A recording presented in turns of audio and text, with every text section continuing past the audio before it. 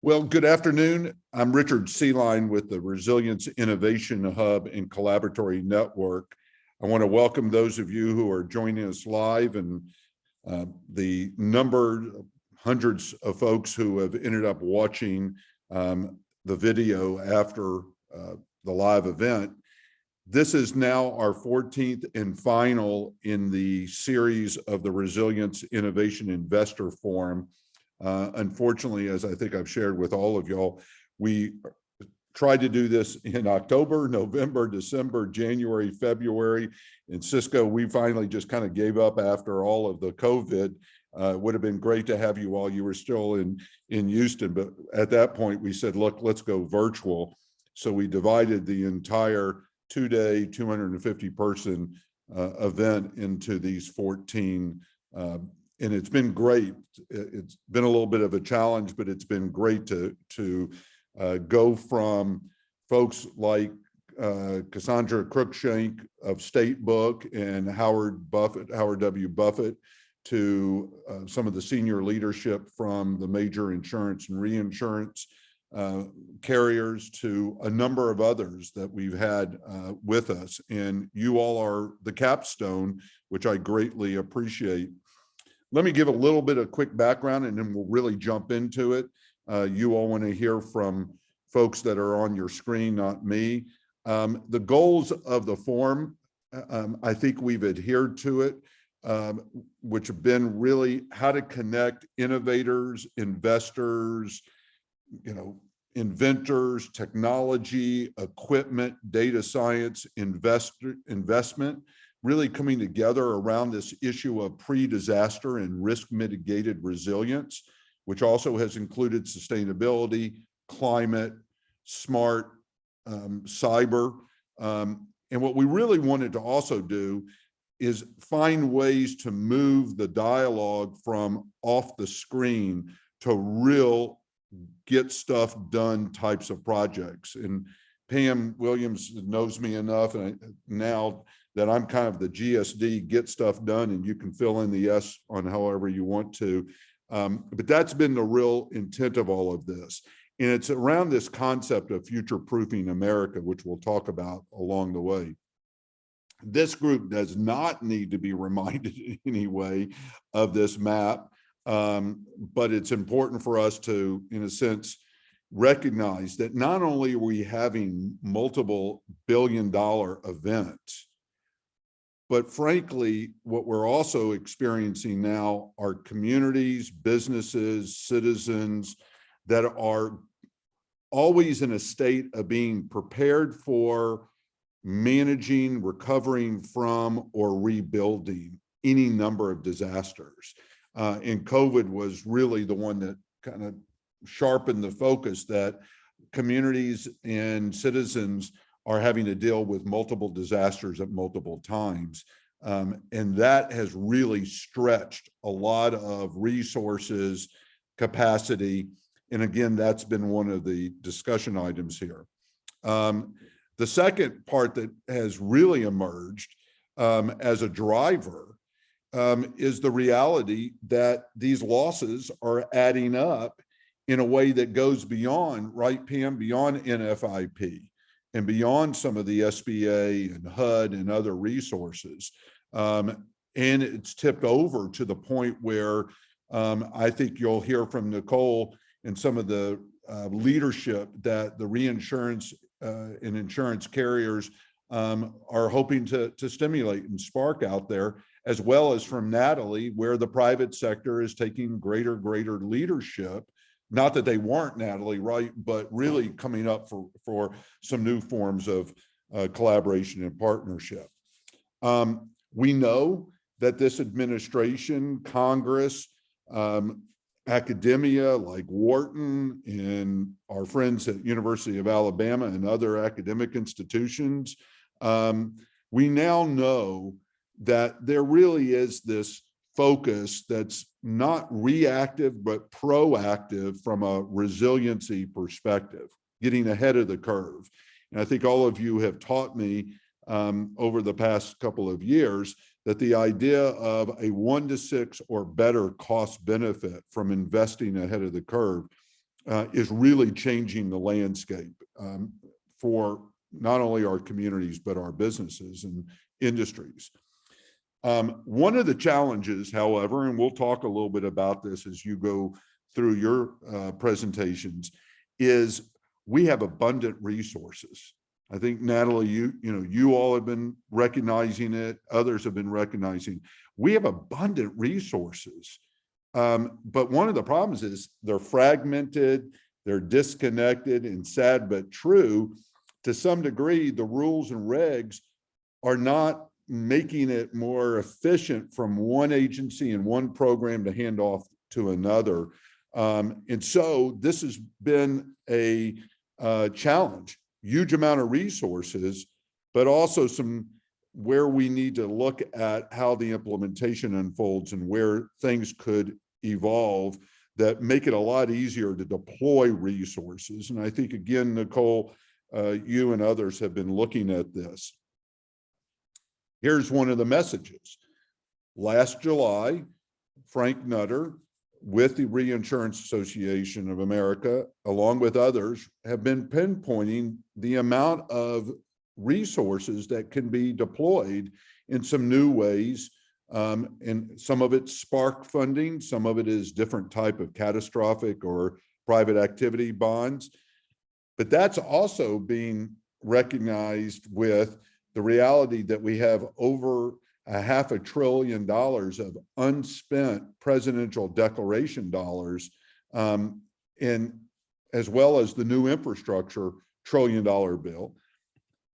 And then we have over $12 trillion of generational wealth that are driving social impact, like we heard from Howard W. Buffett. So on this screen right now is a significant amount of resources. How we now apply those to not shovel ready, but shovel worthy types of projects and around technology, data science, equipment is really our opportunity for today and our discussion for today. So I am thankful, blown away, and appreciative by my mentors who are all on the screen here.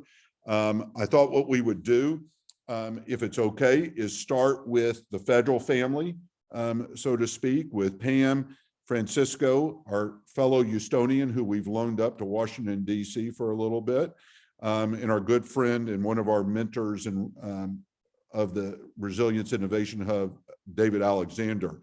So Pam, while you further your own introduction, because I felt it would be better for each of you to add a little bit to the introduction, I'm going to pull up your slides and we'll get into each of you taking 5 minutes or so to make some remarks. Is that okay, Pam? Great, thank you, Richard. And my goodness, thank you for continuing to be the guy that gets stuff done and continuing to drive this conversation, not only in Texas, but across the nation. This has been a critical conversation, and I love that you have been a part of this conversation as we've seen the wealth of broad-ranging investments continue to grow, but trying to pull us together, because I think, as we have seen, particularly at the federal level, the infrastructure investments continue to broaden and increase.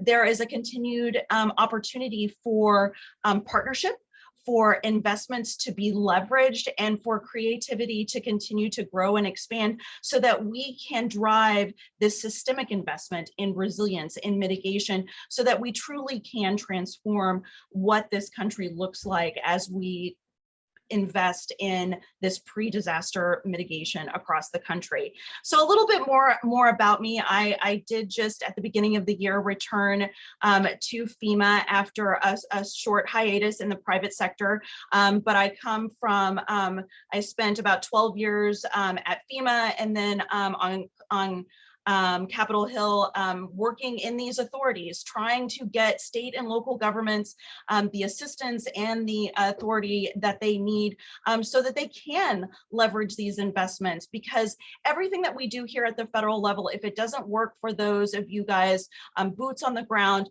we've all failed here, and we all know that these conversations in disaster mitigation are intimate local conversations. And I love that everyone that we have here today talking to you, we're wholly and completely vested in how do we build that capacity and that capability to drive resilience at that local level, whether it is through leveraging private investments in helping you secure your own capital, in finding those best practices solutions, or in tapping into federal assets to help fund these projects. We are vested here to help you tap into those greatest lessons learned. So with that, I just want to go over some resources that we have here at FEMA that will help particularly our state, local, tribal partners.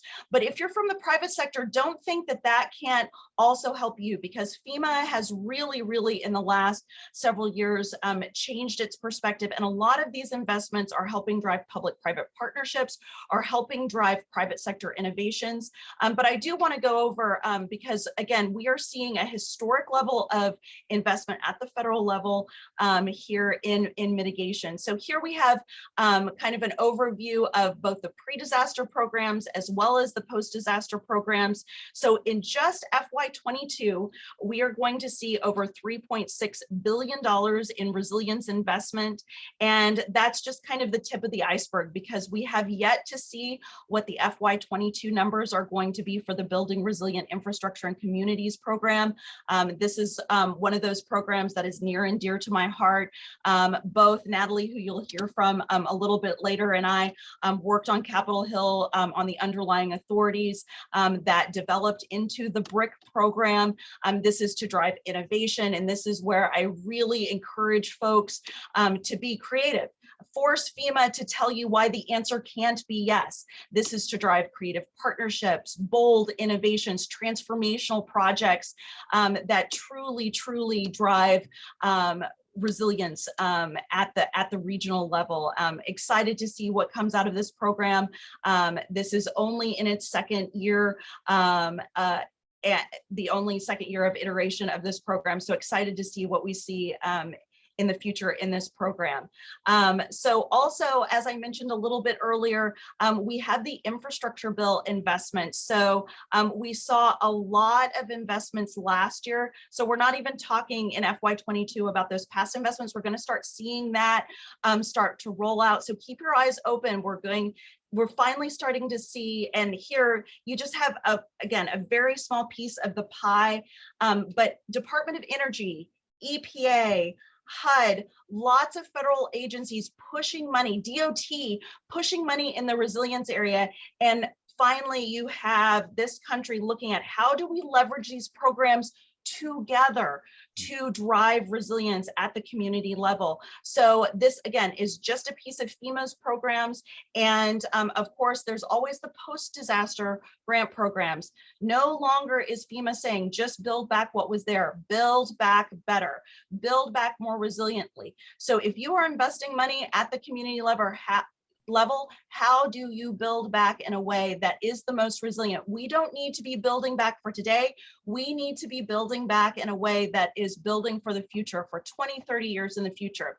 So I also want to talk a little bit about preparedness. So my last slide next. You know, we've put a lot of money out there in the last decades, about $16 billion for preparedness, but these are still all hazards grants. So a lot out there for fire, a lot out there for terrorism preparedness.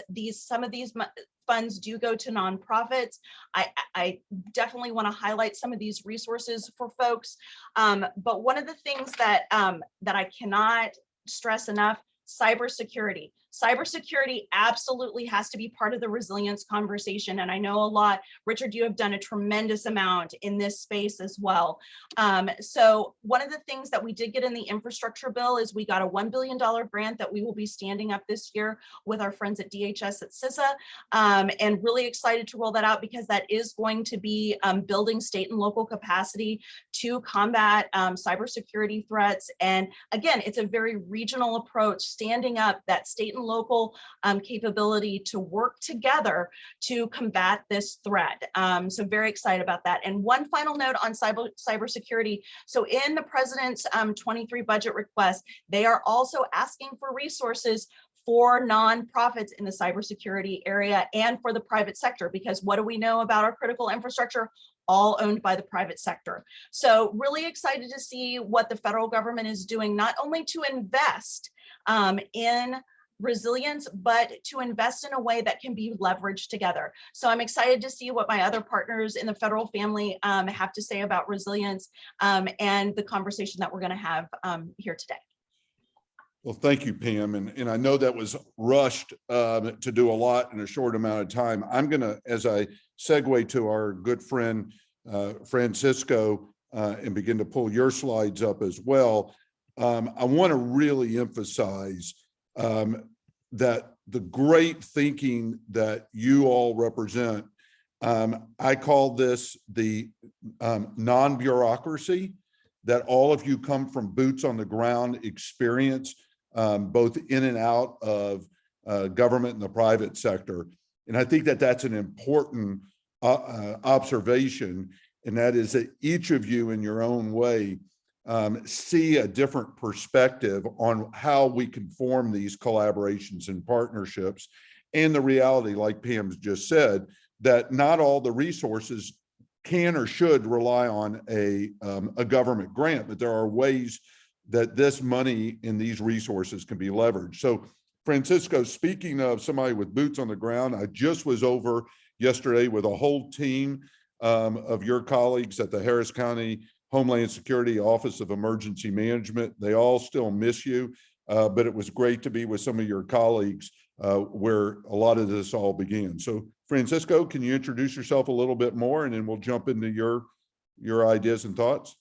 Sure. Thanks, Richard. Just past the 90-day mark in this position as Associate Administrator for the Office of Disaster Assistance at the SBA. And I'll tell you sort of what an exciting opportunity to get to work across the federal, family, state, local, and regional partners as we're deeply committed to resilience, as you and I have been on this topic for quite some time, seeing a lot of great work being done. From coming from Houston, Harris County, we're a frequent flyer. When it comes to disaster programs, we average a presidentially declared disaster every 9 months. And I will tell you, sort of to be able to tackle this at the national level, along with great partners at FEMA and HUD and DHS and other, just an exciting time to be a part of this. SBA, what an incredible team to get to join. I think it's one of the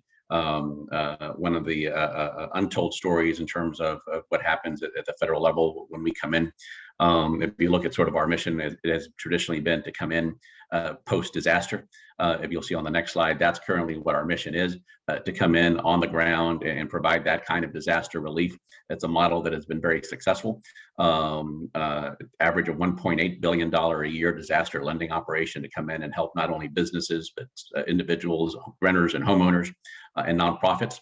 And most people don't know that 80% of our disaster lending post-disaster goes to homeowners and renters. Only 20% goes to business, underutilized, I think, by our nonprofits that can also access this. It's an organization that at the local level I always appreciated was able to come in, hit the ground running, and provide those services on the ground. If you look at the model now, has sort of been coming in after disaster right now. Reimagining what the Office of Disaster Assistance is going to look like. But just in our current mission now, $1 trillion on the ground over the past 2 years to address COVID. From the shuttered venues to restaurants, to economic disaster loans, to PPP, money on the ground that have helped keep our businesses open. And moving forward, we understand that especially for the most vulnerable and smaller businesses, it's not over yet. We're still getting out of this. The administrator prioritized that and recently extended the deferment of not only the payments, but also the interest to make sure that we can get through what we hope is the final stages of the COVID response, but still a long way to go in terms of economic recovery. But we need, one of the things that the SBA proved that it was punching above its weight. If you look at what we've been able to put on the ground, you look at just the hurricane season alone for Harvey, Irma, and Maria. That alone is about $7 billion in disaster lending on the ground.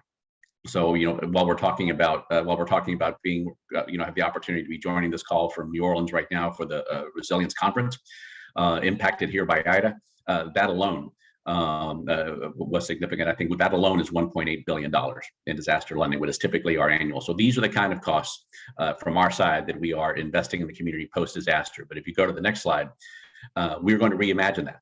And we need to take a better look at the resilience space.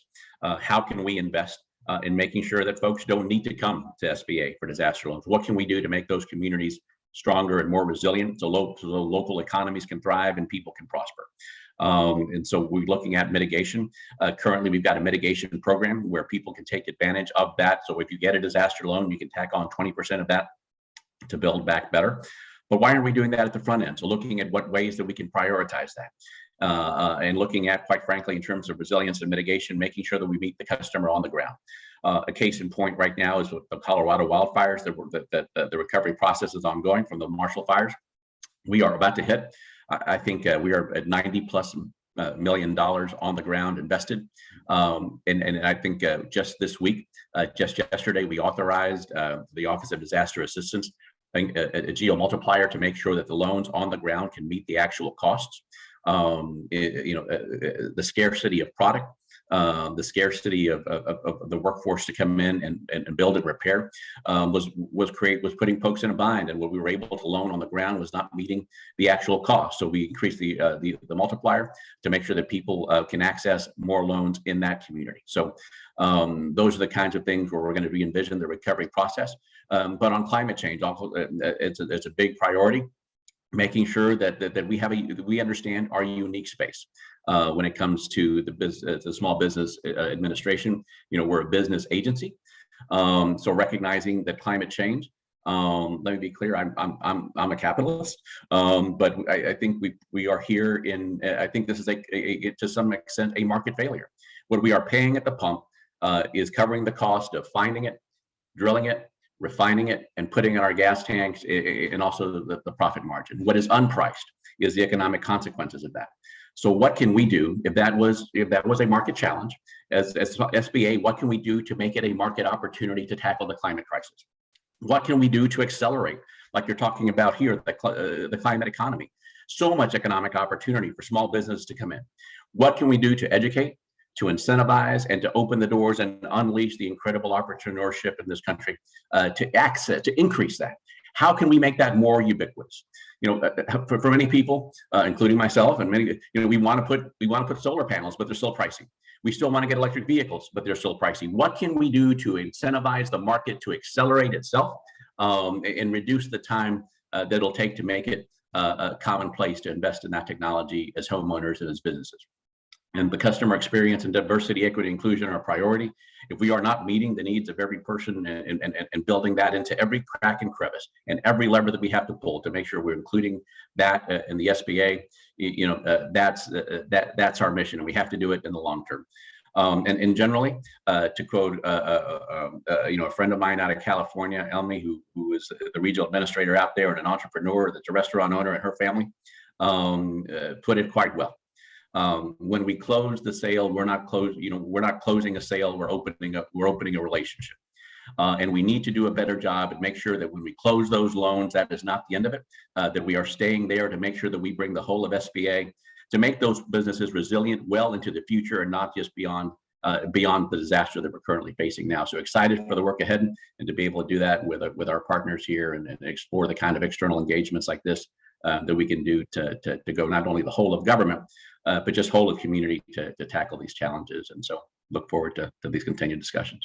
Well, Francisco, it's so great to again have you there, and you hit so many buttons. And I'm like, grinning that this follows on to a lot of the conversations that you and I had almost all the way back to South by Southwest 3 or 4 years ago. But also, I think the important observation is that, almost 70% of small businesses don't open up again after these disasters. And I think that's the benchmark that you all have basically said is we got to find a way to reduce that, because those are hyper local markets, not just small businesses, but those impact the communities and neighborhoods that they serve. So thank you for your job and role here.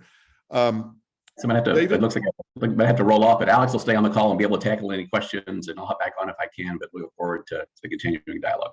Thank you. I know you had to step out of something, so I greatly appreciate it, and we will all reconnect. Thank you. David, Alexander has taught me more about the parts of Department of Homeland Security and where science and tech can play a great role here. So David, let me turn it over to you to share some of your great observations and kind of where you see things moving now, both within DHS, but this whole of government perspective that you also happen to sit in. So as a part of your introduction, give a little bit of that as a background. Sure. Thanks, Richard. I appreciate the opportunity to participate in the panel. It's always an honor to be on a panel with such esteemed colleagues. Some I've known and some are new to me.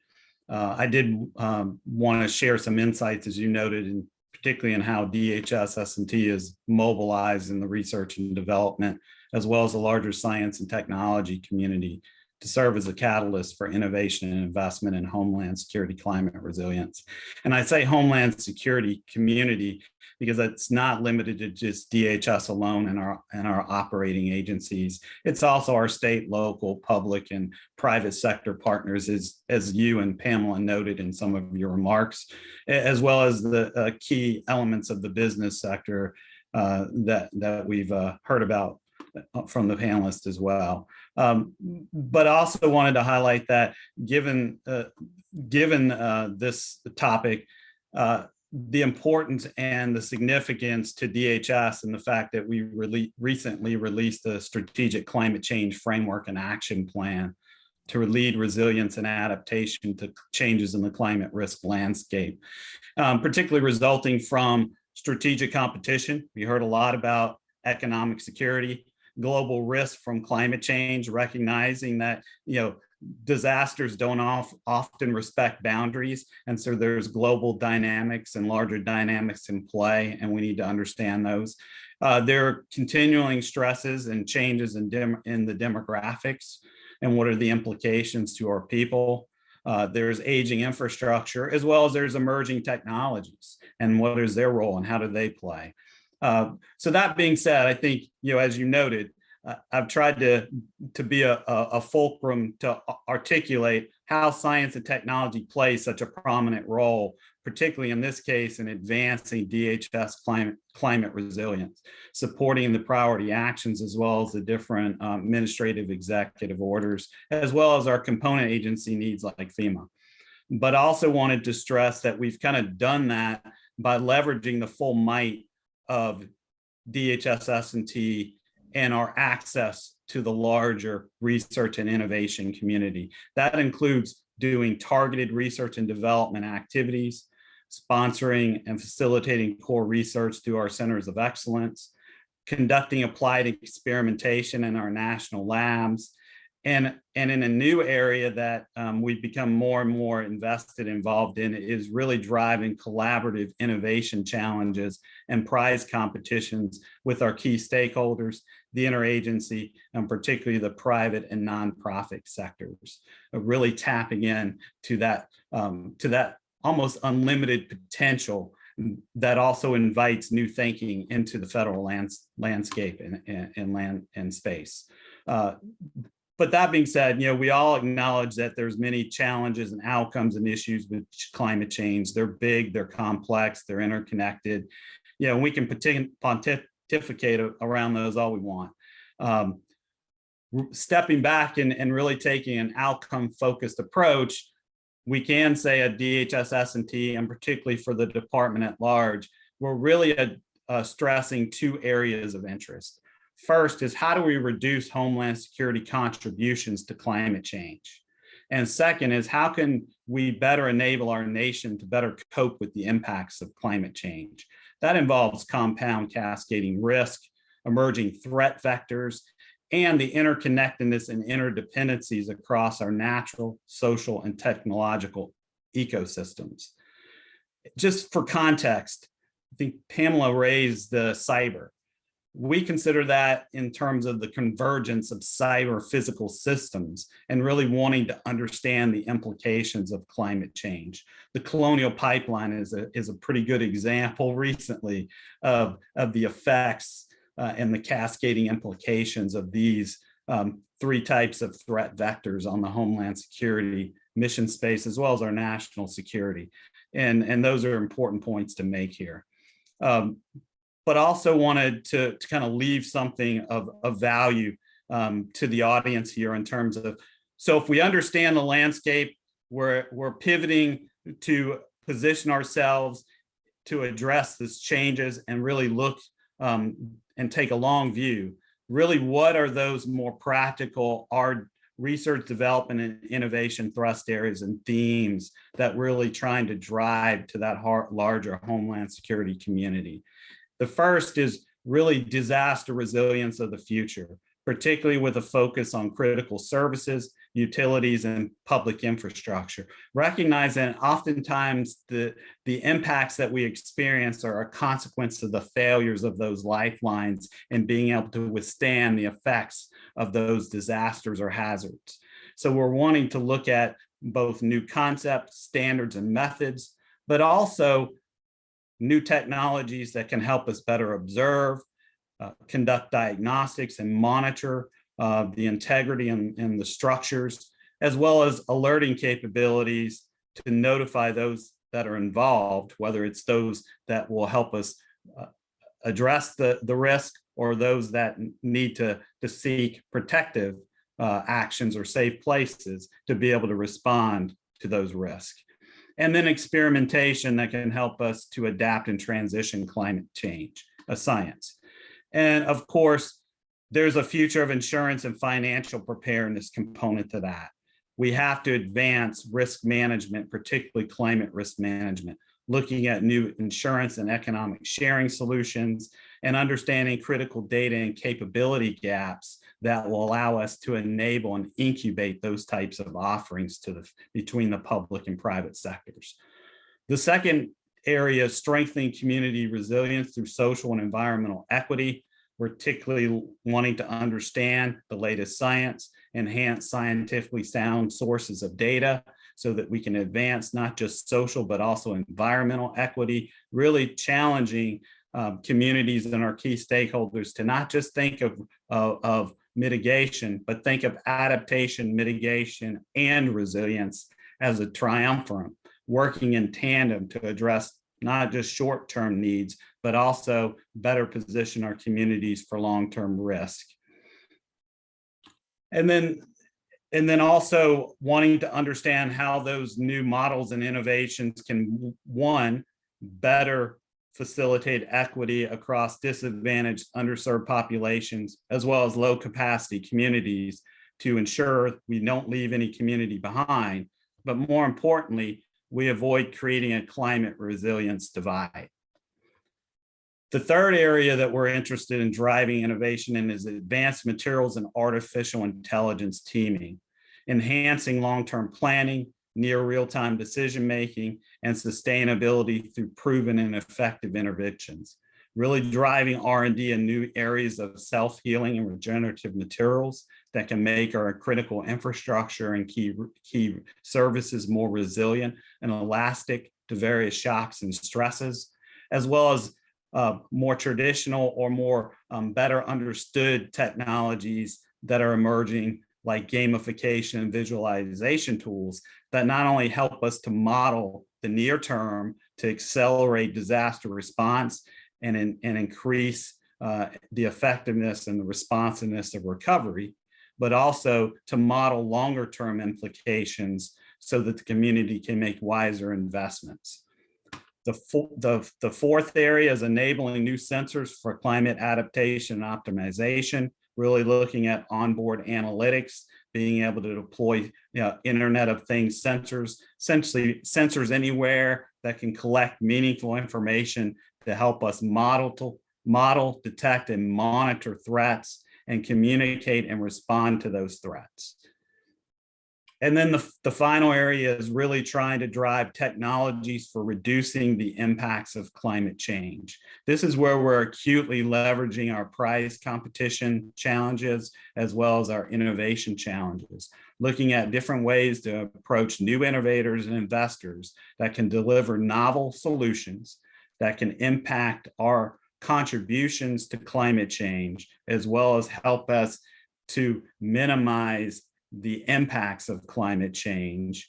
And those involve areas such as carbon-based, eco-friendly energy solutions, alternatives, solutions to debris removal, more eco-friendly disaster vehicles, as well as emergency power solutions based on alternative sources, particularly to address scenarios where we have power preemptive services and other disruptions. So it's really driving towards a whole of society approach, but leveraging the research and development enterprise in tandem with the private sector innovation to really accelerate the pace of solutions into the marketplace and into the hands of our stakeholders.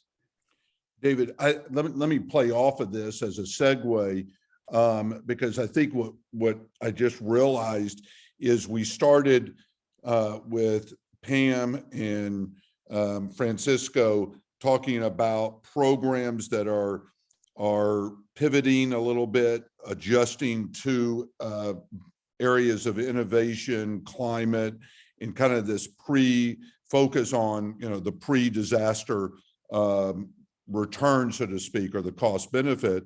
And what you just shared is okay, if we're looking over the horizon, what do we need to be focusing, and how do we bring that, into more a current state of access to, again, technology, equipment, data science. So let me ask one question, and I want to be mindful of time, and then we can come back to all of y'all into another series of questions.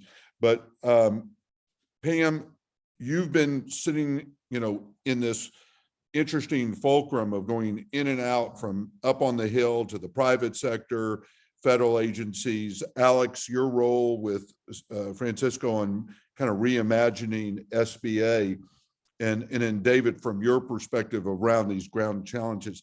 The one thing that I really want to pull from this is I got, so to speak, what the agencies are pushing into the marketplace. What can we on the private sector, what can we as private investors, private partners be doing more? What is it that we should be doing to leverage, whether it's, sparking additional dollars? What do you all see is really on the horizon now that changes the nature of these collaborations, these what I call P4s, private, philanthropic, public partnerships? Pam? I mean, that's just it. It's driving it, right? Like, I think the impetus there is, and I love the way that my colleagues characterize it. It's such an issue of equity right now. We have so many communities out there that haven't been able to tap into these resources, haven't been able to mobilize the momentum. It's not a lack of desire or willingness. It's there isn't enough bandwidth. And I think that it is the private sector out there that has the solutions, that is able to bring together the right people to the table with the right solutions and the financing capacity to truly get this across the finish line and to provide the technical expertise. And it is something that is the mobilization of all of the partners to come together, and the system. And it's like you said at the beginning, it's the recognition that this isn't only a governmental problem, that we have to bring together this amazing network of of private sector critical infrastructure owners and operators and governmental partners and then nonprofit entities to come together to say, we have problems that must be fixed and we cannot fix it in our own silos, and to come together. And I do think, government hasn't been able to do that on their own. I mean, we've been trying to do that for the last 20 years at DHS, and we can't just arrive and say, we're here to solve your problems. It just doesn't work because we are fixing problems in silos. And so I think that is something that our private sector and nonprofit sector, they have the capacity to do in ways that we cannot, but we want to be at the table, and all you need to do is ask. Right. I think that's critical.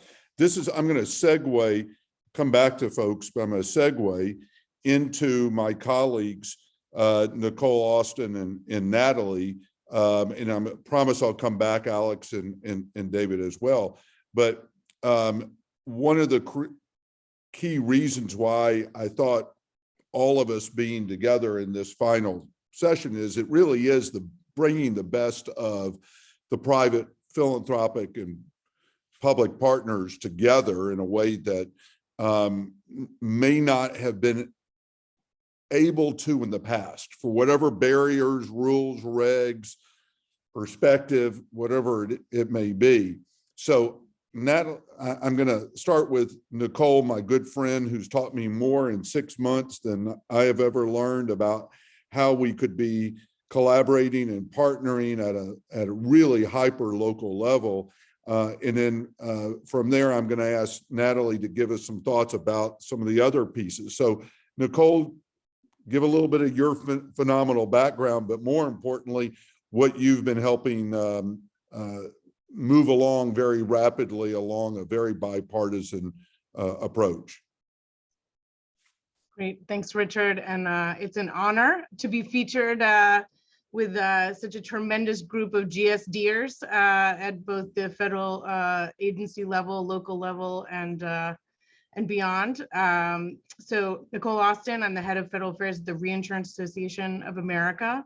Most folks don't know what reinsurance is, but I'll let you know that we help analyze and de-risk insurance companies that offer property insurance and credit insurance and other things all across America. We also help support FEMA's National Flood Insurance Program through risk transfer, as well as Fannie Mae, Freddie Mac in their mortgage credit risk and the Ex-Im Bank at the federal level. We also support in that way through risk analysis and risk transfer, a lot of state programs in the disaster and catastrophe space.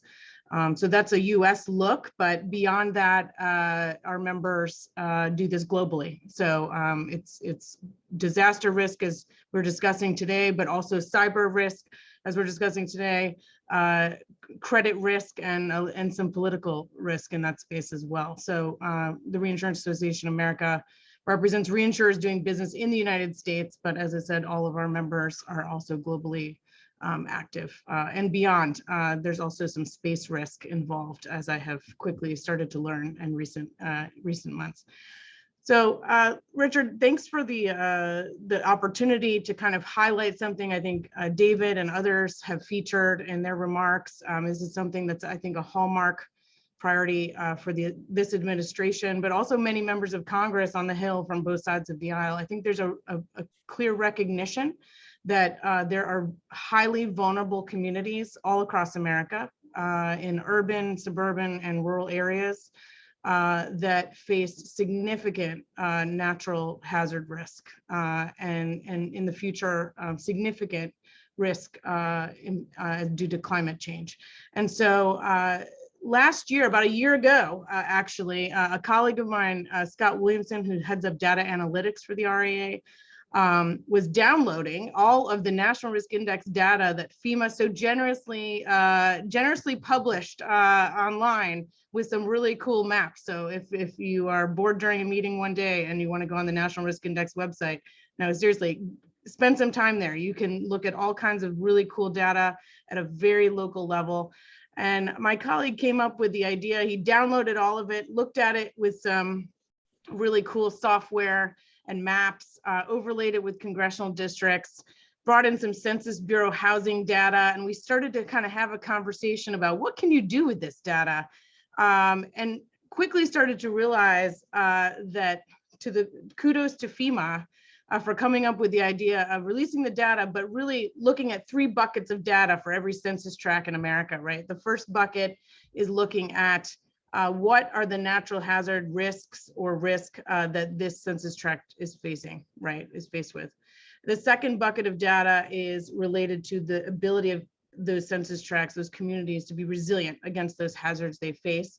And the third set of data, again, kind of a brilliant moment for FEMA, as usual, is socioeconomic vulnerability data. So looking at, the population itself and how capable are they of, for example, paying for a resilience project in their community. And so we started to realize that this intersective data could do a great thing. And with updates, with additional data from agencies like SBA, from Commerce, the NOAA team, and others across many, many federal agencies working in the fire space and beyond, we could identify the most in need, most at risk communities in the country, faced with every hazard in America, and the National Risk Index points to 18, my favorite being volcanic activity, because no one really talks about that very much, but there's riverine flooding, coastal flooding, earthquake, wildfire, all kinds of hazard risks. And the beauty of the data set and an enhanced data set going forward is that you could identify the most in need, most at risk. And then what do you do with that? Well, we developed kind of this broad goal of let's direct public and private sector resources to help improve the resilience in these most vulnerable communities. Let's help them pick themselves up with their own bootstraps, right, with some assistance. And so we started down that path and came up with this kind of broad proposal that we called the Community Disaster Resilience Zones proposal. And the idea was to use this data-driven approach to identify the most in need, most at risk communities and direct public and private sector resources to them. It has evolved into other ideas, for example, to create some new private activity bonds, some new syndicated tax credits, similar to the low-income housing tax credit structure, where you'd bring in an investor community to help fund and finance projects. It is also pointing to Pam's presentation and David and others. It is using the resources we have at the federal level to help these communities out as best we can. And so that's kind of where we started about a year ago. And simultaneous to that, President Biden had issued executive orders and press releases and various other directives to agencies across the board to say, hey, we should identify, vulnerable communities. We should help vulnerable communities faced with climate and natural disaster risk. And it was a broad directive, but we're hopefully coming in with Congress with this concept to try to build out an infrastructure, if you will, a financial infrastructure to really help identify and improve the resilience of these communities. So Richard, I'm happy to announce, because it's been a years-long process and several people on this call know, including you, I'm happy to announce we do have the first bill out of the gate in the House and Senate, bipartisan legislation chaired by leadership on 2 committees of jurisdiction, the Senate Homeland Security Committee and the House Transportation Infrastructure Committee.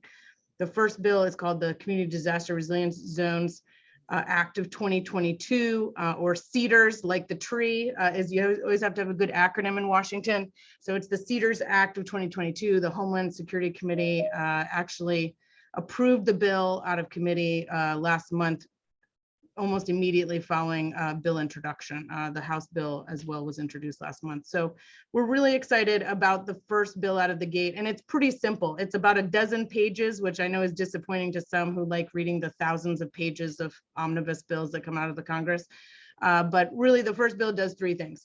It does, 1, it codifies what FEMA has done, not by name, but by structure, in establishing the National Risk Index, the 3 buckets of data that we described, and requires it to be updated through a collaborative effort across federal agencies and with the private sector. The second thing the bill does is requires FEMA to use that data to identify the most in need, most at risk communities a top 50 by hazard for the country, and then 1% of the high risk census tracts by hazard within each state. So it's got a little bit of a Senate appeal and a House appeal. As you can imagine, it was drafted by both. And so that identification and then designation of census tracts, most in need, most at risk census tracts across America, would then prompt and authorize FEMA to, for example, under the BRIC program, go to a 90-10 cost share. Whereas I think right now, Pam, I'm looking at you since you may be very intimately familiar with this law. I think the cap right now is 75-25 for most communities across America. We had pushed for 100%, but landed at 90-10. So we're hoping, again, provide some assistance and relief through programs like BRIC for these communities that simply can't even afford to improve the resilience in their own communities necessarily. The other piece of the bill in that third bucket would really be the starting point. So FEMA already has the authority to do this under its existing statutory authorities and funding, but provide them with some help to get started. So provide them with the ability to do some analysis of their area, determine what the right project is to improve resilience against the hazards they face, et cetera. So it's a kind of a reinforcement, if you will, of those existing authorities for CEDARS designated communities. So that's the starting point. And we're hoping from there to build out the bonds and tax credits pieces with the respective committees in Congress to bring in funding and financing. Our industry, the insurance industry as a whole, property, casualty, life, health, has $4 trillion in outstanding municipal bond investments today. 1.2 trillion of that is up for reinvestment over the next 5 years. That's just one example of one industry that could come to the table with investments in this space, in resilience projects for vulnerable communities. You know, if you look at philanthropic giving, which has also been mentioned today, if you look at other federal agency investments that aren't on this meeting, if you look at corporate ESG investments and local and state investments, we think this will at least provide a focus to some of those most vulnerable communities to improve resilience. And we see it as a starting point, as almost a pilot effort, Richard. And I know a lot of the great work that you've been doing on the ground will kind of kick us off in that space. And I just want to thank you for Resilience Innovation Hub support for the CEDARS Act, as well as Build Strong, as well as many folks who may be listening on this call, you know, the U.S. Chamber of Commerce and many others. We have about 30 national organizations endorsing right now. And with that, I'm happy to answer any questions, but want to also turn it over to Natalie, whose group is supporting CEDARS Act, but also doing some amazing things in this space as well. Yes, thank you. Richard, do you want to put slides up while I just start rambling? Yes, I am about ready to do that. So if you'll take a moment and do a little bit more, and thank you, Nicole, for that. I am going to come back, obviously, to a couple of things, but let me make sure I'm getting, there we go. Okay. So Natalie, Great. give a little bit of your background and then we'll jump in as well. Okay, absolutely. So my background, I spent about 10 years with the Homeland Security Office of Inspector General auditing the grant programs that Pamela discussed earlier. And then I worked a few years for the Senate Homeland Security Governmental Affairs Committee overseeing FEMA and creating some of those underlying authorities for various FEMA programs. After that, I joined FEMA, went into the belly of the beast to run the individual and community preparedness programs. And that's really where my heart lies, at that community level. I'm originally from New Orleans, and the memories of just how fragile the city was during Katrina is really what drives me and my passion for resilience today. A little bit of background on Build Strong. The Build Strong Coalition is the preeminent organization driving the national policy discussion on how to increase investments in mitigation to draw down the disaster costs and losses. Build Strong has a really long history of successfully fostering design, introduction, and passage of critical disaster and resilience legislation. I was actually first acquainted with Build Strong when I was working with Senate HISGAC, when they kept calling me almost relentlessly about the Disaster Recovery Reform Act that Pamela was the mother of. And so that is my first introduction to them. And so I'm going to talk today about the Resilient America Act, which is kind of like DURA 2.0. Next slide. So the Resilient America Act is resilient assistance for mitigation for environmentally resilient infrastructure and construction by Americans Act. As Nicole said, everything in Washington needs an acronym.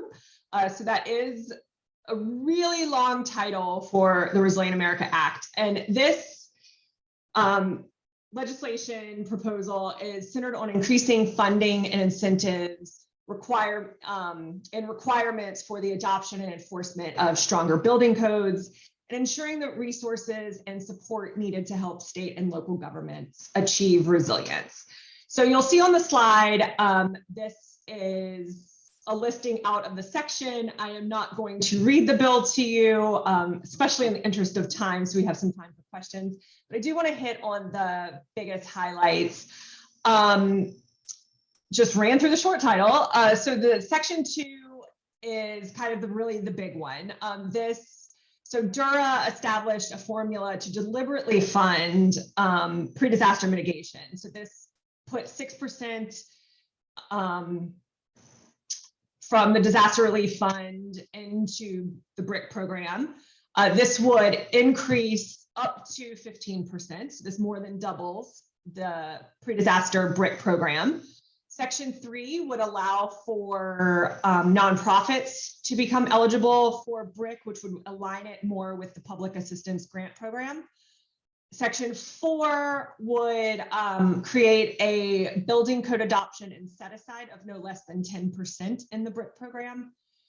It would also expand and clarify eligibility of certain projects under FEMA's mitigation programs to enhance resilience to wildfires and tsunamis, including strengthening utilities against wind, ice, and wildfire risk. It would also establish a 10% set aside in BRIC to fund a residential resilience retrofit grants.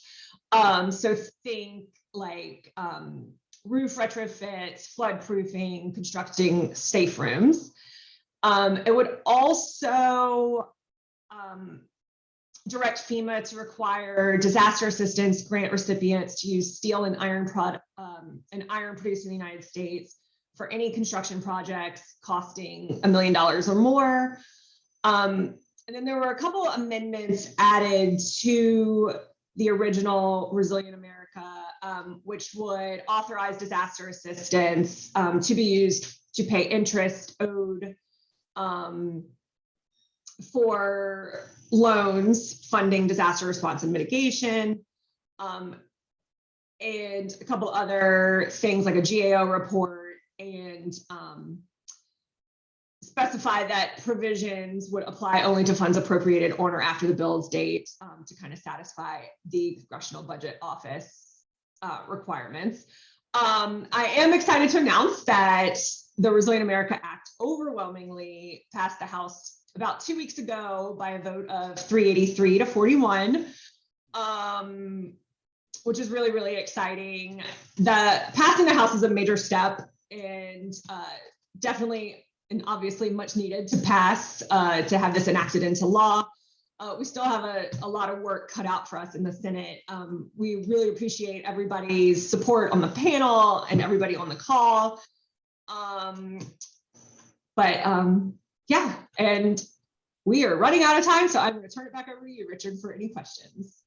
Well, I think that these are two capstones of what I wanted us to spend a few minutes on, and again, recognizing that we're going to bump up to a hard stop in a little bit. And I hated doing this. And I've got a thought. I've actually got something that's cooking in the back of my mind here, as I normally do. If anybody knows me, there's not some hook to all of this. But what I'm looking at is that, you know, the five of y'all have represented different aspects of getting ultimately to the same place. And that is that we recognize all of these lessons learned from all of these different disasters have given us some gaps, some barriers to more success. Part of it is, can we open the doors for a lot of other resources than government? Number one. Number two, can we open the doors to more innovations that stimulate, you know, entrepreneurship and new ideas? And then the third part is that, as you all have recognized, it's hell being poor, and it's hell being poor in places that are persistently impacted by disasters. And it's not just, I've said it very openly, and Nicole, you probably have heard me say this very openly. You know, it's not just waking up and being quote unquote woke. This is where the employees are. This is where the workforce is. This is part of what we should be doing as good human beings. But the fact of the matter is that all of whether it's the SBA, DHS, FEMA, the two pieces of legislation, I think it's a true recognition that the partnerships that need to be formed are aligning for all the right reasons. So here's my question. At the community level, where all of this is going to play out, is ultimately, what do we need to be forming? What needs to be on the ground to be both the recipients and beneficiaries, but also the folks that are going to help implement? What do we need, or what needs to come together? How's that a curveball question? But I'm really kind of, you know, all of us think about this is we're moving in the right direction, but on the boots on the ground, the people that are going to help move these things forward within the communities that we're saying most at risk, most in need, you know, vulnerable, but also places where there are these persistent disasters. What do we need to form? What do we need to see to be very powerful in making sure that these are not just shovel ready, but shovel worthy types of projects? Hey, Richard, this is David Alexander. Maybe a comment first on this question. You know, I've thought a good bit about this with you, and I think one of the things is really promoting resilience literacy and co-investment. And this to me means collaborating on education and training of a resilience workforce that is really anchored in participatory research and experiential learning. And if you couple that with leveraging other transaction authorities for the federal government, that then can allow us to extend that model to not only where we can use it as an instrument to test novel ideas and approaches and new technologies, but then use that as a catalyst to prove that those are viable for adoption by our institutional programs, such as FEMA grants and so forth. Good point. Pam? That was an excellent point. I think, you know, where I keep finding myself thinking, and you have been so good at always taking the conversation back to this point in all of your prior conversation, is helping identify those obstacles.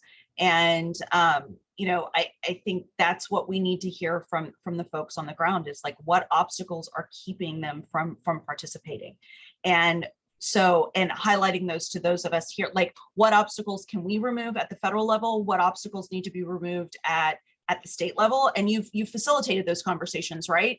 Like, you know, at each level, we need to be removing those barriers to participation.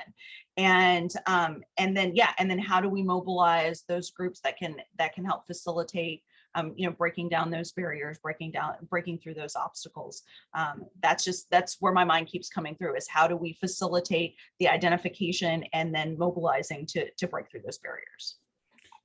Real quick, Natalie, before Alex, tell me, you know, from y'all's work at SBA, which is really getting into, the small businesses, which are part of the hyper local communities that we're talking about. Some thoughts?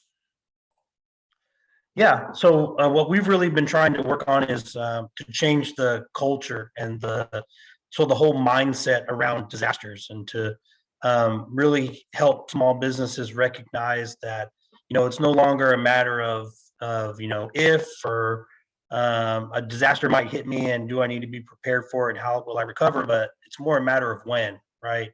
There's no seasonality to these disasters any longer. There's been talk about starting hurricane season even earlier. You're seeing devastating wildfires happen in December. Tornadoes happen in December, which is really unusual for those kinds of events. So they really have to be prepared. But what we're trying to show them now is, the federal government and this administration in particular has really made an effort to try and increase the resources that are available to them to mitigate these losses ahead of time and to prepare themselves. But I think what's going to take, though, is it may take a little bit of time, but the important thing is that we have good partners there on the ground that recognize the benefits of these programs and how they can benefit the communities there. One thing that we've seen, you heard Francisco mention it earlier about mitigation, is this is a program that's been around for a while. You can use a low interest SBA disaster loan and use it to mitigate against future disasters. But we see very few people doing it, and it's because they've become sort of focused on how fast can I recover and how cheap can I do it at, reducing the financial burden. But there's a cost-effective ways for them to do that, and there's some really great industry leaders out there who know how to communicate that to those property owners. And so those partnerships, I think, going forward are going to be key in how we take these really great federal programs and resources and get communities to take advantage of them the right way. Alex, I'm going to come back to that. Natalie? I think, so one of the things that we're working on at Build Strong is figuring out the cost share issue. A lot of the things that we're hearing is these communities can't afford the cost share. And so I think for private sector, nonprofit sector to get involved now with state and local governments to partner in innovative and creative ways, how can we fund that cost share? We're exploring right now through a pilot with Cal OES on volunteer hours around defensible space with the support from private sponsors. So that's just something I'm going to throw out there. So stay tuned. Nicole? Yeah, no, I just want to emphasize, I think one of the reasons we're excited about, and again, the FEMA data and approach to all of this in the National Risk Index is we really do want to create these local magnets, right, for innovation, for funding and financing, and opportunity for communities who may not even know where to get started, right, on addressing the risks they face, some over and over and over again, right? And we've all seen this. I think Alex just alluded to the fact that, these disasters are increasing in frequency and severity, right? And cost. The data is there. We've presented that to a variety of agencies and House and Senate committees. So I think, providing that magnet opportunity for improving resilience is really kind of our focus. And I know that aligns a lot with everything everyone on this call has said. So we're really excited to build that out, build out that infrastructure, as I mentioned earlier, with members of Congress from both sides of the aisle. I'm going to use this line because I never get to use it in a forum like this, but disasters don't pick a party. And so members of Congress, for those of us who worked with them on the Hill, for those of us who worked with them from a federal agency perspective and in the private sector, can attest to the fact that, when disasters hit, they hit everywhere, unfortunately. But they also severely impact communities who can least afford and are least capable of recovering. And so, as I said, really excited about the opportunity to create some magnets here at least just to get started in the prioritization space. So I am mindful that we could probably go for another hour or two, and I have this crazy idea that I'm going to leave us with, because I always like being around a lot smarter and better looking people than me, and that's the four of y'all plus Francisco. But on the screen is something that each of you, oddly enough, have had some form of contributing, and others. And it's just a framework. It's just being able to take a little bit of everything that we've heard and listened to and leverage around the Resilient Act, Natalie, around the resilient zones. And fortunately, in my prior life that some of y'all know about in DC, I was the Deputy Assistant Secretary for Economic Development for EDA at Commerce, which is where we put money to work in communities. And I think what we're all recognizing is it's the communities that are going to ultimately be the ones that are going to take these resources, whether they're public, private, or philanthropic. And so I'm putting this up here for a reason, and that is that we want to spark within the Innovation Hub, and as a result of these 4 sessions of the investor forum, some way of bringing a pilot together in a handful of locations that we can begin to, in a sense, spark a local, I hate to say governance group. I don't like that. Not just a convening group, but basically a group of GSD, get stuff done folks.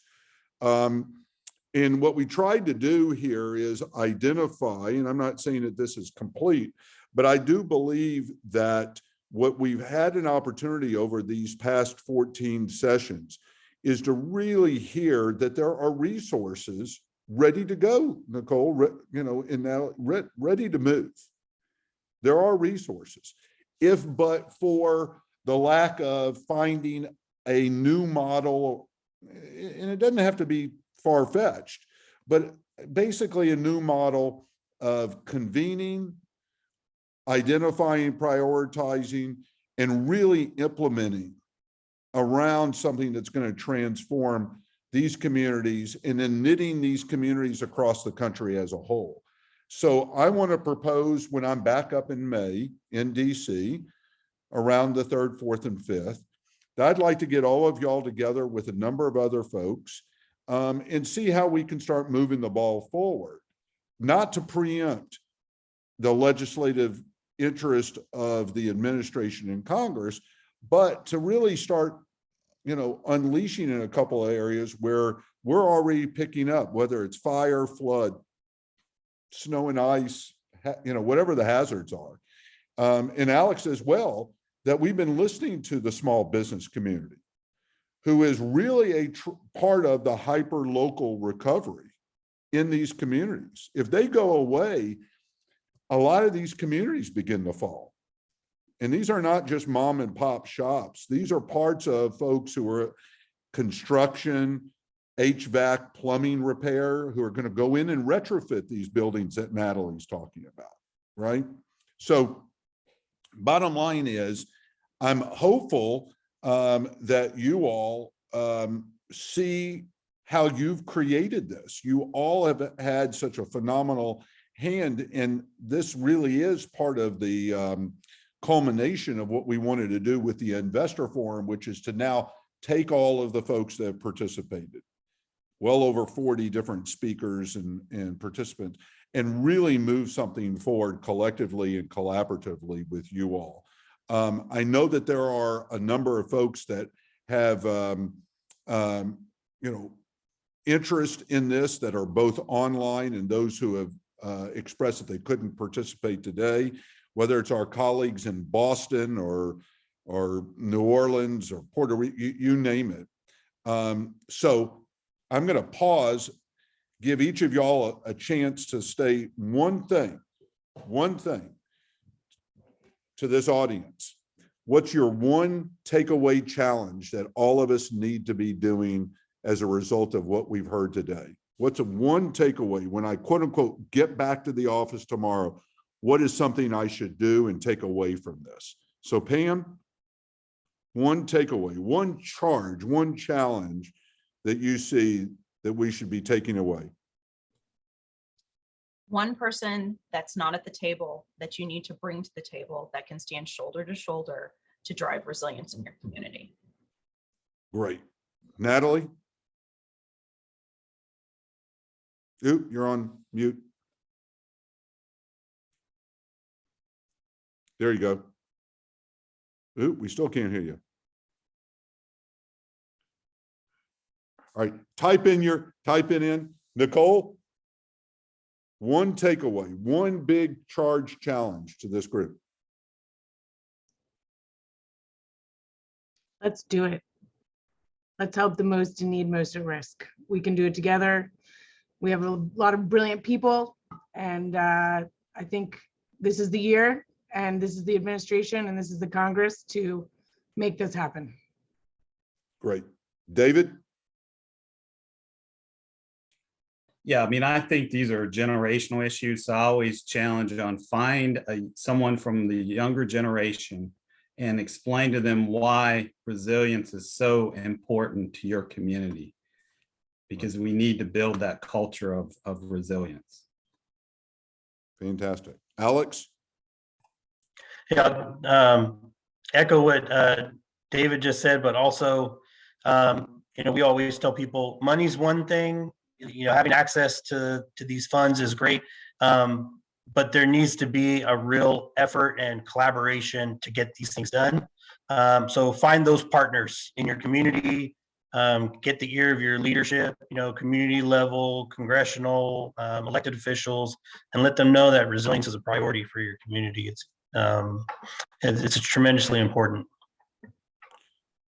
Well, thank you. Thank you all for one, we went past our time, and I appreciate that I've cut into your afternoon, but I cannot thank y'all enough for your partnership, your collaboration, your mentorship, and everything that we're doing. I am, of course, going to be in touch very, very quickly. And Pam, thank you for your role in leadership. I know coming back into government can sometimes be, a risk to your family, but thank you for your role. Alex, please, to you and Francisco, and obviously David, for your continued leadership. To my friend Nicole, I'm just waiting for my assignment, my list. So I as my wife says, I don't know who Nicole is, but every time she calls, you just jump up and start taking a pen and writing things down. So, and to Natalie as well, I'm not sure if we lost her, but thank you, Natalie, for your continued work of bringing such a diverse group into the coalition. So with that, thank you all. Look forward to our next steps together and look forward to continuing this conversation. Stay well. Thank you, Richard. Thank you. Thank you, Richard. Thank you.